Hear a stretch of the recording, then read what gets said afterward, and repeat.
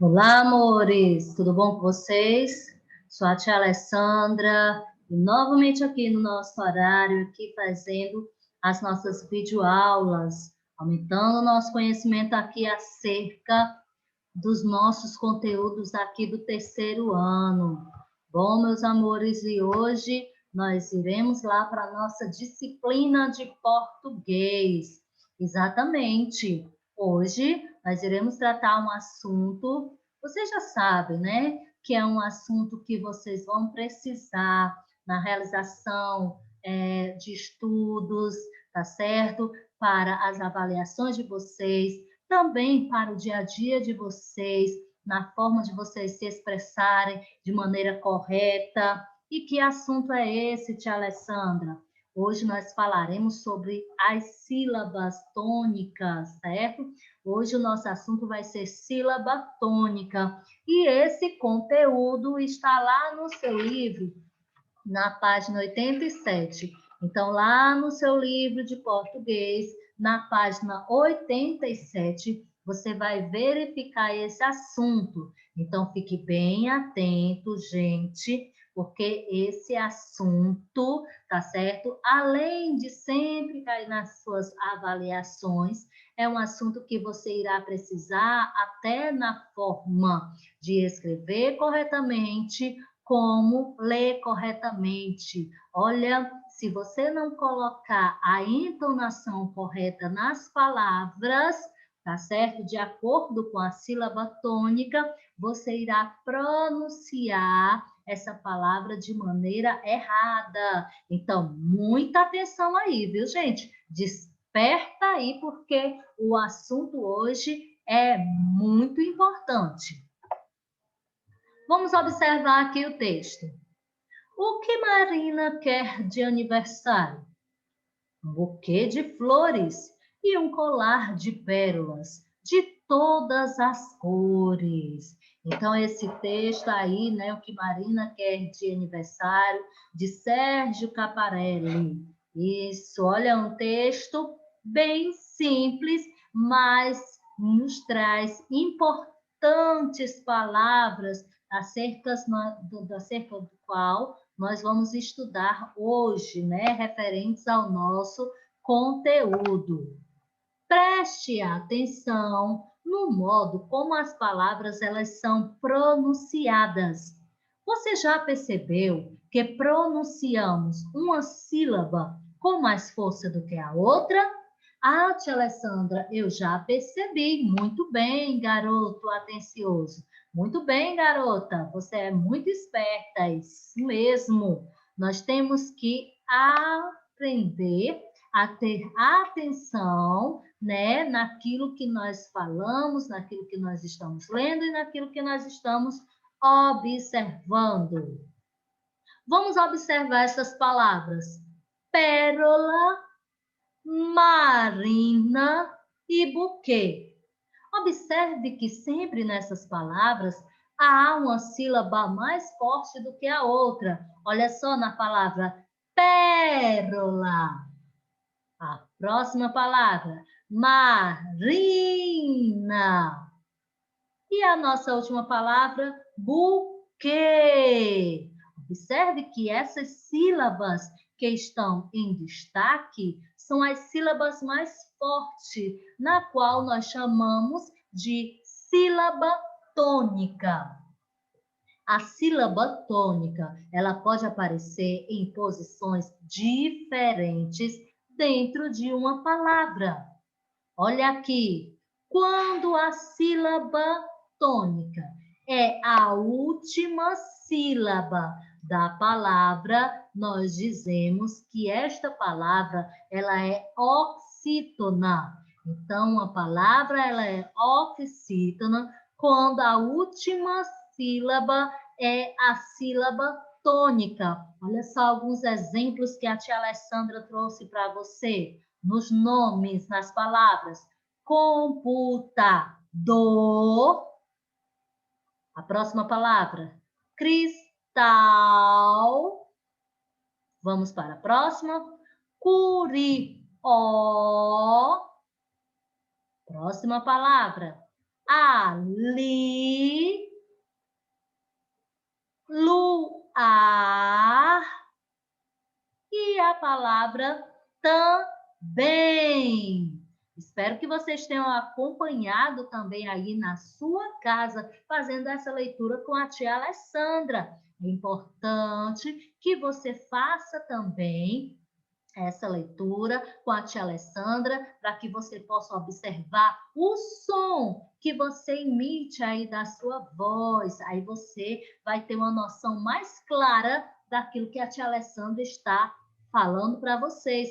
Observe que nas palavras ao lado, você pode notar que a sílaba mais forte é a última palavra, a última sílaba. É tanto que para cada palavra dessas, as últimas sílabas, elas estão em destaque. Por quê? Porque elas são as sílabas mais fortes. E se são as últimas sílabas e elas são a mais forte, nós dizemos que essa palavra é uma palavra oxítona. Repita aí para mim, aí na casa de vocês. Estas palavras são palavras oxítonas. Muito bem, meus amores.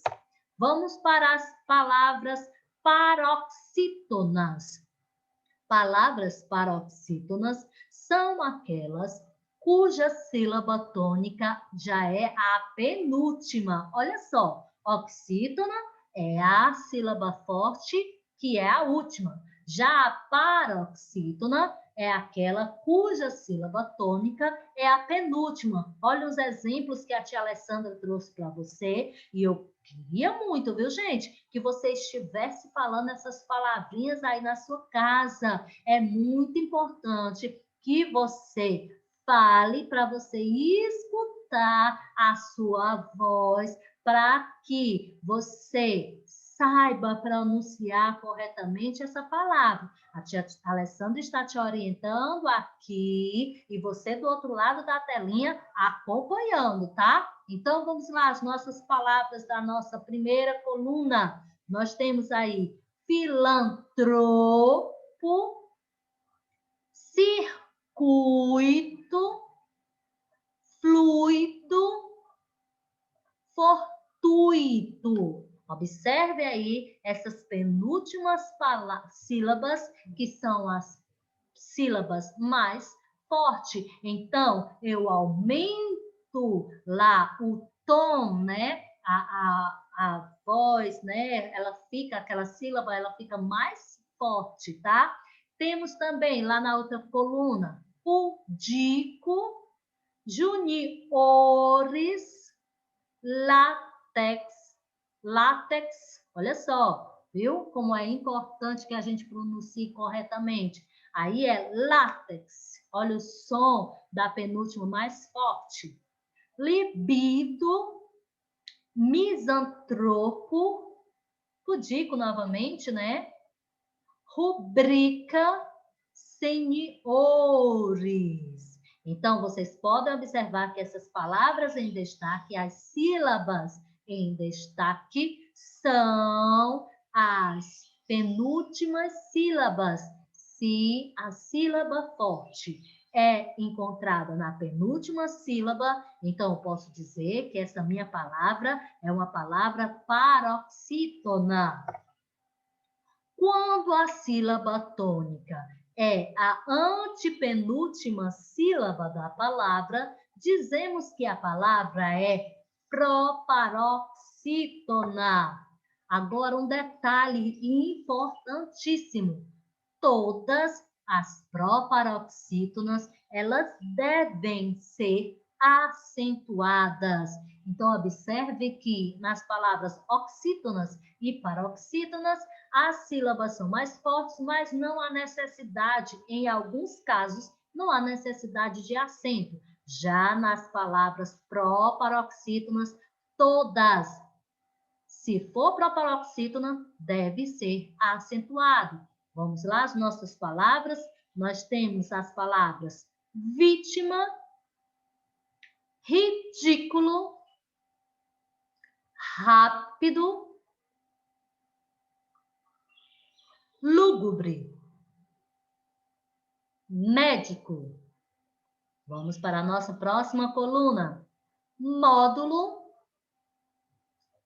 ânimo, titânico, catastrófico, hiperbólico. Muito bem, gente. Olha lá, viu? Lendo as palavras aí em voz alta e corretamente. Agora, meus amores, a tia Alessandra trouxe uma atividade aqui para você realizar aí no seu caderno. Não esquece como é que a gente sempre faz a atividade no nosso caderno. Primeiro, nós fazemos o cabeçalho, o nome da escola, seu nome completo, o nome da professora e a data no qual você está realizando essa atividade. Então, na primeira questão, você irá escrever duas palavras paroxítonas, duas proparoxítonas e duas oxítonas. Lá no nosso atendimento, lá no Google Meet, a tia Alessandra vai pedir que vocês façam, né, esses exemplos aí para nós analisarmos um a um, tá? E na segunda questão, você irá classificar essas palavras em oxítona, paroxítona e proparoxítona. A tia Alessandra já trouxe algumas palavras para vocês. Vocês irão analisar e escrever se elas pertencem se elas são oxítonas, paroxítonas ou proparoxítonas. Essa é a sua atividade no caderno, viu, amores? Mas também nós temos a nossa atividade no livro. Sim, nós iremos também lá para a nossa atividade no livro, na página 88 e na página 89. Não se preocupe que a tia Alessandra vai orientar você para que você possa realizar. A página 88 diz assim: enumere a segunda coluna de acordo com a primeira. Então, você vai ler a forma aí da primeira coluna e vai enumerar lá na segunda coluna corretamente. Na segunda, você fará um círculo indicando a sílaba tônica das palavras abaixo. Então, você vai ler pausadamente estas palavras, irá ouvir atentamente e irá circular a sílaba tônica de cada uma destas palavras.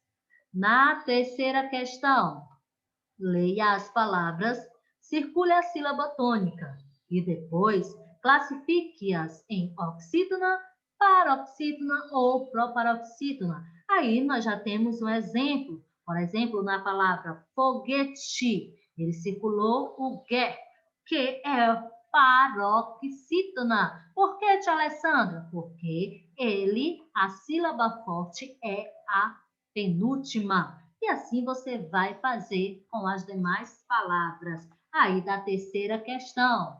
Já na página 89, na quarta questão, você vai seguir a reta, essa seta aí, né? E descobrir palavras oxítonas, paroxítonas e proparoxítonas. Depois você vai copiar no quadro adequado. Então, achou as palavras? Se forem oxítonas, na primeira coluna, paroxítonas, segunda coluna, proparoxítonas, terceira coluna. Tá certo, amores meus? Tia Alessandra finalizou a aula de português?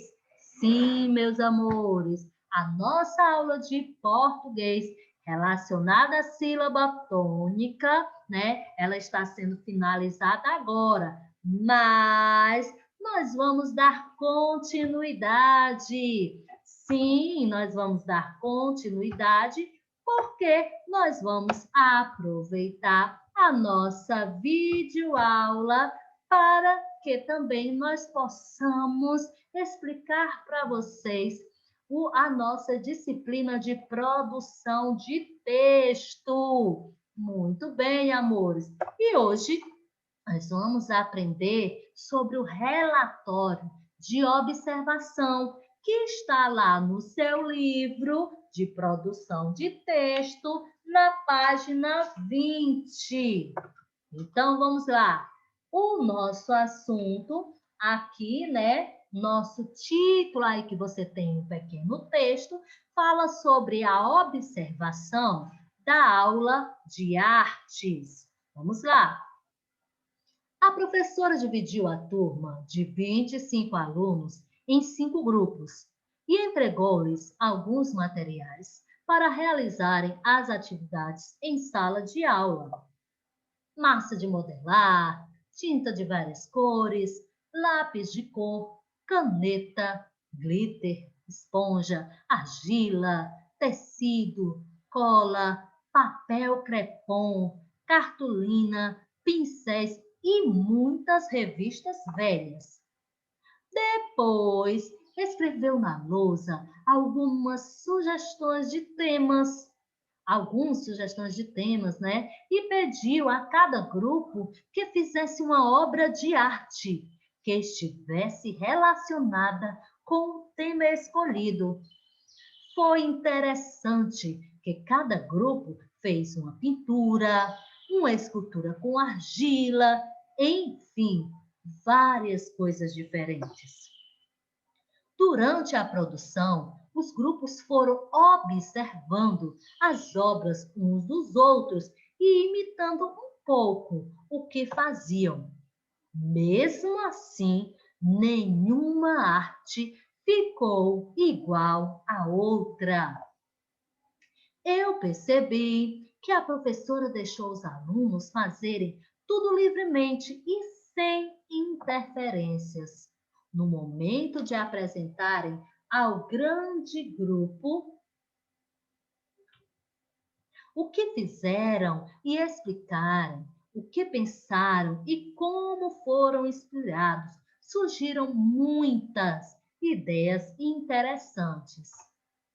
No final da atividade, a avaliação não foi feita pela beleza, perfeição ou coisas desse tipo, e sim pela participação na atividade.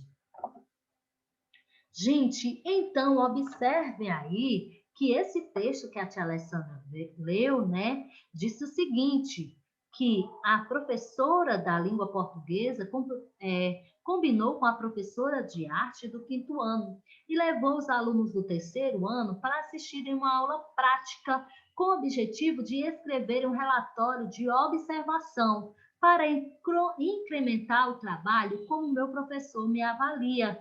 Então, um dos alunos fez esse relatório de observação. Enquanto os alunos lá do 5º ano, eles estavam realizando essa atividade de artes, né? Os alunos do 3º ano que estavam ali, a professora de português, eles estavam observando e fazendo esse relatório de observação.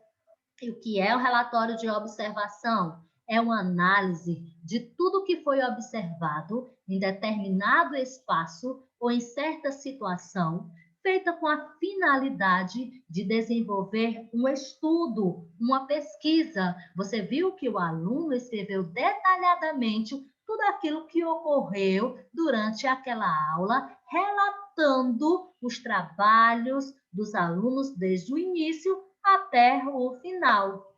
Agora, amores meus, vamos para a nossa atividade no livro, que será realizada lá na página 21. Vejamos aqui. De acordo com o modo como o relatório foi escrito, você acha que o aluno que o escreveu participou das atividades em sala de aula? E aí, será que o aluno que estava descrevendo, falando sobre, fazendo esse relatório, ele também participou das atividades lá da sala de aula? O que você acha? Responda aí na primeira questão. Na segunda questão, é comum nesse tipo de relatório a descrição de cenas com detalhes. Em que parte do texto você percebe todos esses detalhes que foram relatados? Aí você vai descrever aí na segunda questão. Na terceira questão, Você vai assinalar a alternativa que mostra o porquê de o relatório ter sido solicitado. 3 opções, marque apenas a correta. Na quarta questão, diz assim: a professora provavelmente orientou seus alunos em relação ao tipo de observação que fariam na aula de arte. Pinte o quadro com o passo a passo dessa orientação. Tem 2 quadros aí nessa quarta questão. Você irá pintar somente aquele quadro em que a professora explica passo a passo a orientação que ela deu aos seus alunos. Tá certo, amores meus, queridos e amados? Essa foi a nossa aula também de produção de texto relacionado ao relatório de observação. Deus abençoe vocês e até as nossas próximas aulas. Tchau, amores!